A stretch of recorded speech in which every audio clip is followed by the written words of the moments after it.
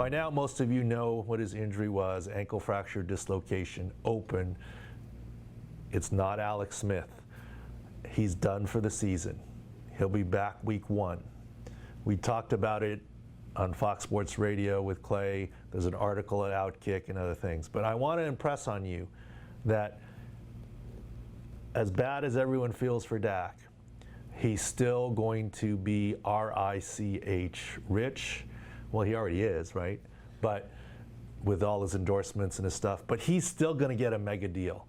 Now, is he going to get franchised this March or get his mega deal? That I don't know. But if the Cowboys don't sign him, someone else will. This is not a career ender, and this does not change the trajectory of his career. Is his ankle going to ever be brand new? No. Is any car that is in a car accident ever brand new? No. But what does it mean? A car that gets fixed up at the body shop can still run very well. And that's what Dak's ankle will be. He will be able to be mobile. I've brought up the example already, and this is permission from Darren himself, a friend, patient. In his second year, he had a similar ankle fracture dislocation, and he went on to a 14-year career. And who can argue that anyone is ever as quick as Darren Sproles? He's among the elite in his quickness and change of directions. And he did it for at least a dozen years after that. So Dak's trajectory is still good. He won't be 100% by March when the Cowboys need to make a decision.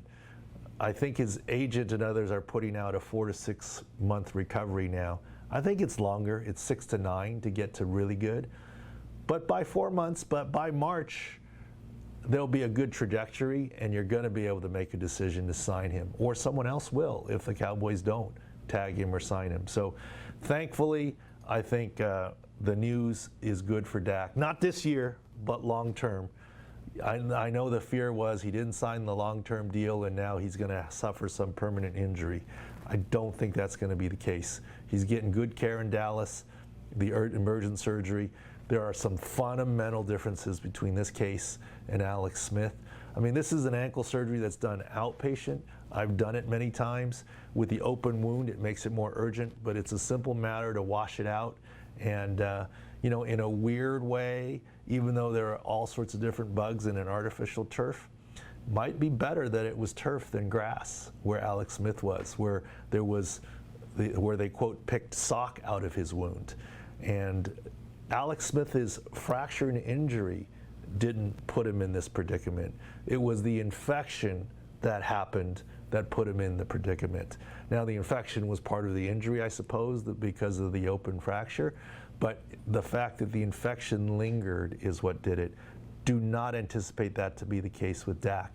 And as you guys all know, I try and bring good news, and that's the only piece of good news I can bring in all of this. Incredibly painful. But I do want to shout him out for one thing here. If you go to the Pro Football Doc site, and you can sign up for free. We posted this within a minute or two afterwards, and if you go to the videos, you see Baker Mayfield, other things, but Dak Prescott video. Here's what I want you guys to see, and this was live. We do a breakdown here, what it is, of the injury video. But let me show you something here. Watch when it happens. Not for the faint of heart. Look away, look away, look away if you don't. Okay. Okay, here we go. The right ankle gets caught right there and everts, unintentional. This is why horse collars were banned, but this is not a horse collar. Now watch, if we freeze it here, what do you see? This knee's pointing forward, this knee's pointing forward, this foot and toes are pointing forward, this one's pointing down. Knees pointing north, toes pointing east, more than east. Now, for the really faint of heart, don't look anymore.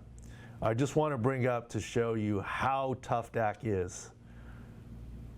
His ankles, his foot's pointing the wrong direction. What's his reaction? Call for help? Lay there? No. His reaction is, let me slam it on the ground and try and put it in myself. And then when it falls back out and it isn't staying, then he waves for help. Watch this here. You can see the ankle's not right. At this point, he's got to know it. It's hurting like crazy. You see the defender kind of reacting like, oh my gosh. You see that? He slams it on the ground.